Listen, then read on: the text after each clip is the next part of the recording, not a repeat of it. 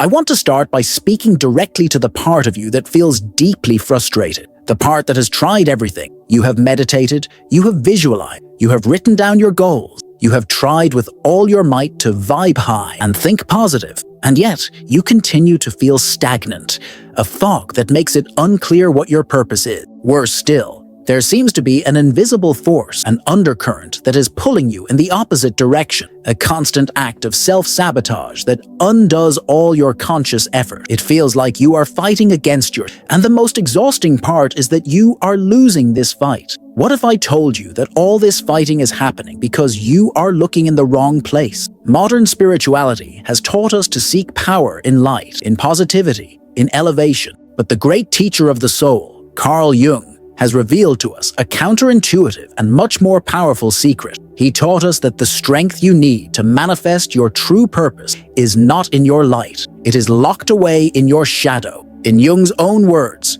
gold is not found in blinding light, but in utter darkness. And understand this well, the shadow is not evil. It is the sacred place in your psyche where you have stored all your unlived potential, all your strength that was once judged as unacceptable. Imagine that your psyche is a house. Most of us live only in the living room. It is our conscience, our persona, the tidy and well-lit space that we show to visitors. But every house has a basement, and in this dark basement, we lock away all the parts of ourselves that we consider ugly, dangerous, or shameful. There lies our anger, our ambition that was once called selfish, our sensuality that was repressed, even our laziness, which can be a call for rest from the soul. This video proposes a journey. Instead of keeping the basement locked and pretending it doesn't exist, let's grab a flashlight, take a deep breath, and go down there together, because the big secret is that the power box that powers the entire house is down there. Our goal here is not to eliminate the shadow, because that would be impossible and would leave us weak and incomplete. Our promise is to begin a process of integration, a true alchemy of the soul, where we will learn to transform the heavy lead of our failures, our fears, and our repressed feelings into the shining gold of our most authentic purpose and our most genuine strength. You did not come into this world to be only half of yourself. So, the question that will guide our entire journey is this: what if your procrastination, your envy, or your apathy were not your enemies? What if they were, in fact, coded messengers, loyal guardians pointing you with absolute precision to the path of your true soul mission? The first step in this descent into the basement is to acknowledge the exhaustion you may feel in trying to sustain your spiritual persona. It's the mask of the person who is always calm, always grateful, always evolved. It's the smile you put on your face when, inside, your world is in chaos. It's the pressure to be a beacon of light for others while your own light bulb is flickering, almost going out. This need to appear enlightened all the time creates a terrible feeling of being a fraud, an imposter, and this dissonance, this silent war between who you pretend to be and who you really are, consumes vital energy that should be used to build your life. This behavior has a name. It's what we call spiritual bypassing. It is the act of using spiritual concepts and practices to avoid facing our most difficult and messy human emotion. Every time you tell yourself that you shouldn't feel angry, or that you need to forgive immediately, or that feeling jealous is something only less evolved people do, you are not eliminating that emotion. You are taking that living, powerful energy and forcibly locking it away in the basement of your unconscious. And by doing so, you unwittingly create an even denser, stronger, and hungrier shadow that will then act on your life in ways you cannot control, sabotaging your relationships, your health, and most importantly, your purpose. And here is a truth that can set you free. Your purpose does not need your perfection. It desperately needs your wholeness. The immense amount of energy you spend every day repressing your anger, swallowing your fear, or disguising your sadness is exactly the same energy you need to launch that project, to write your book, to start your business, to make your art. Emotional repression is a massive leak of personal power. It's like trying to fill a bucket with a hole in the bottom. You're wasting your most potent fuel in the attempt to maintain an impeccable image. I invite you now to a small act of sacred rebellion. an inventory of your authenticity. Take a piece of paper or open the notes on your phone. Think about your day today and write down a negative or uncomfortable emotion that you felt. It could be a twinge of irritation in traffic, envy when seeing someone's success, a wave of anxiety for no apparent reason. Now, instead of judging that emotion or trying to get rid of it, just write next to it, "I give this part of me permission to exist." Right.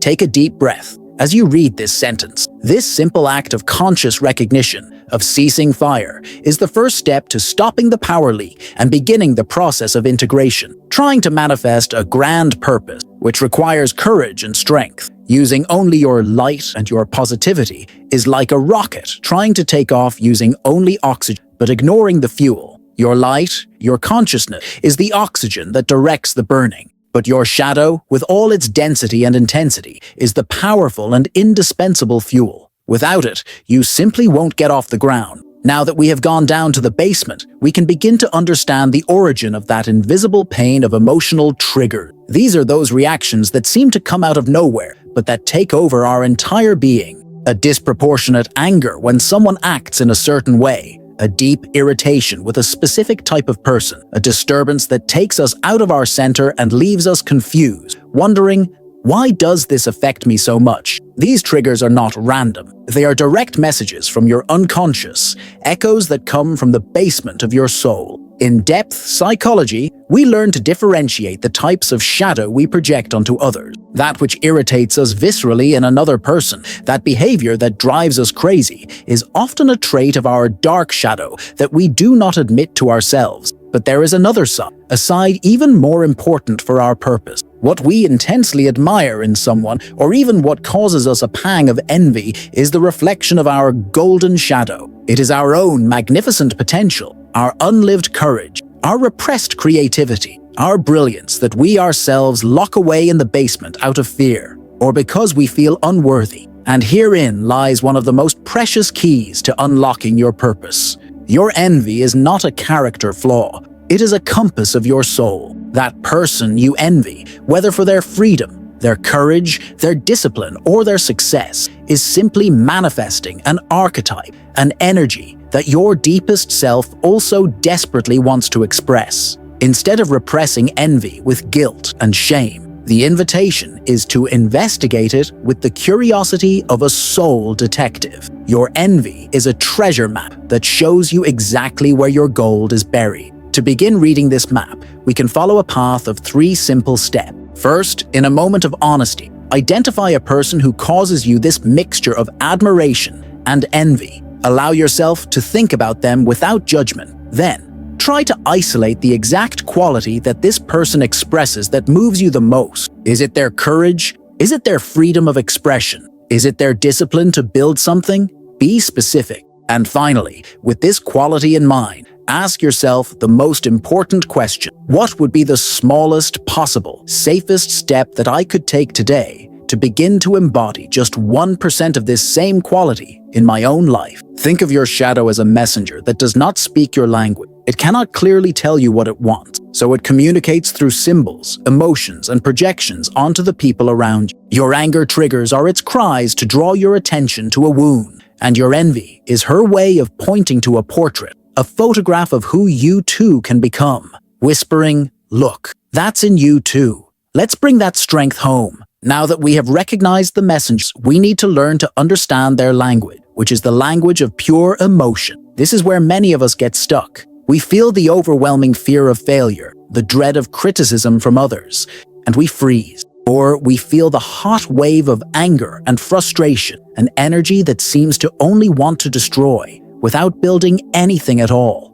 We become hostages to these emotions, believing that they are our enemy, when in fact, they are our raw power. Neuroscience shows us that emotions are, at a fundamental level, packets of energy. Feelings such as fear and anger release a very potent neurochemical cocktail in our body, with substances such as adrenaline and cortisol, which prepare our entire system for intense and immediate action. The most important point to understand is that this energy in itself is completely neutral. It is neither good nor bad. It is simply force. What turns it into something negative and destructive is our reaction to it. It is our attempt to repress it, or our choice to explode blindly and unconsciously. And herein lies the key to true emotional alchemy, the revelation that can turn the tide of your life. Behind every great emotion that you have locked away in your shadow, there is a powerful virtue waiting to be released. Your anger is not just anger, it is the guardian of your passion, your creative fire, and your ability to set healthy boundaries. Your fear is not just fear, it is the guardian of your courage, your intuition,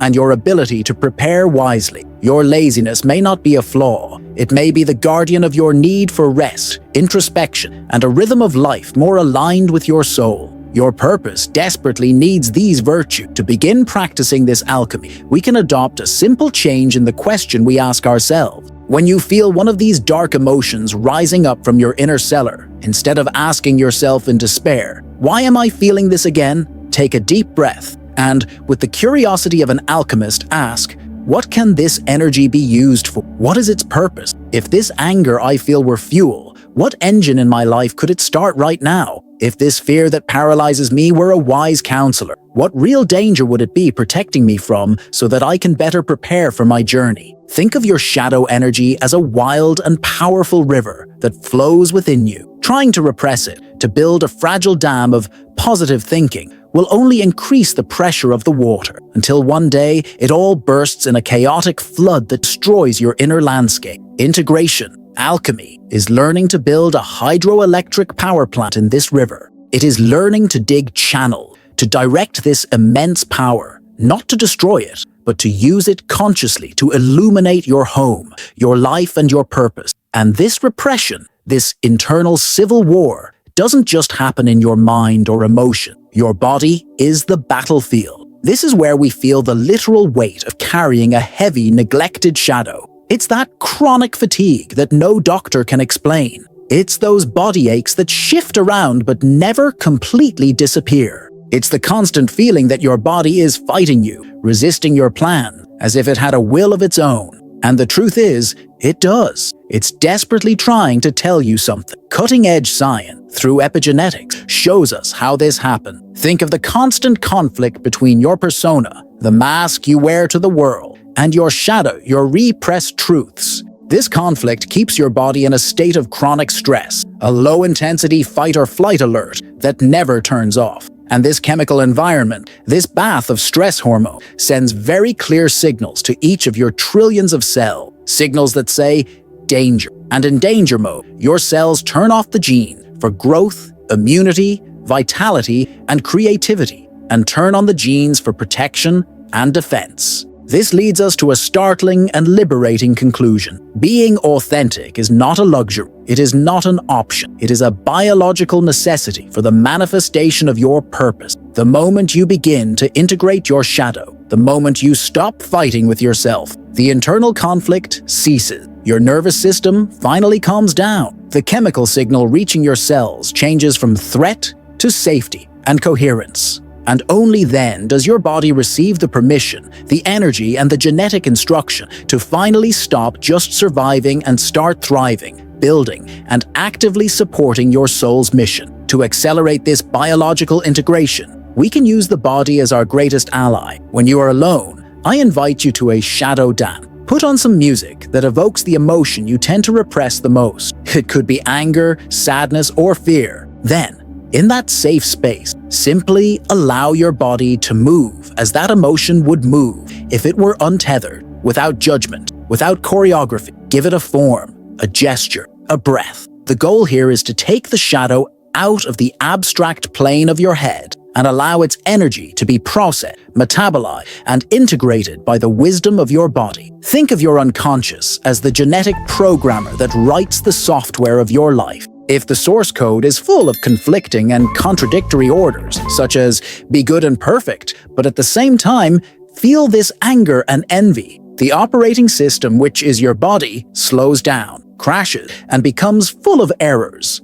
Integrating the shadow is the act of sitting down with the program and rewriting the source code into a single, unified program, a program called wholeness. And this brings us to the last stage of our journey, will fatigue. It is the exhaustion of trying to manifest your purpose using only the strength of your ego, your conscious mind. It is the feeling of constantly pushing a heavy boulder up a mountain, using all your energy just to keep it from rolling back. This struggle occurs because one part of you, your ego, tries to force one way, while another part, your shadow, pulls in the opposite direction. It is a tug of war against you, and the result is always exhaustion. The process of shadow integration completely changes this internal dynamic. In a fragmented psyche, our ego, our everyday self, desperately tries to be the captain of the ship. But after integration, when the previously exiled parts are brought back home, a greater wisdom takes over. The self, the archetype of wholeness, our inner God,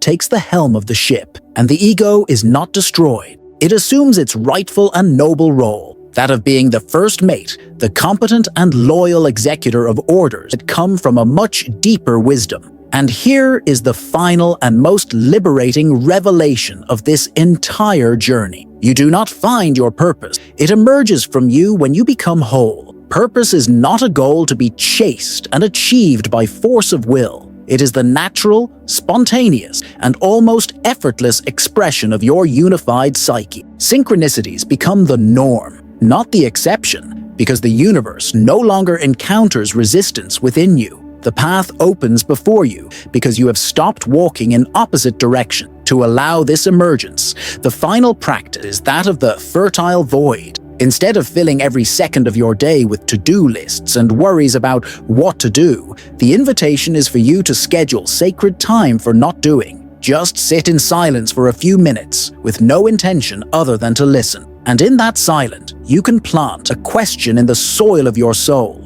What wants to emerge from me now? The guidance will not come from your logical and anxious mind. It will come as a whisper, an intuition, an image, a deep feeling that guides you to the next step. Think of a piece of ordinary iron. Its atoms are all misaligned, pointing in all directions. It has no power of attraction. This is the image of a fragmented psyche. The process of shadow integration is like a process of magnetization, which aligns all the atoms within in the same direction. And when this happens, that piece of iron becomes a powerful magnet. It no longer needs to chase after the metal objects. It simply attracts them to itself by the force of its unified field. You become that magnet. We have come a long way together today. We have gone from the frustration of the surface to the depths of the soul. We have seen that what irritates us and what inspires us in others are mirrors of our own potential. We have learned that our most feared emotions are actually our most potent fuel. And we have discovered that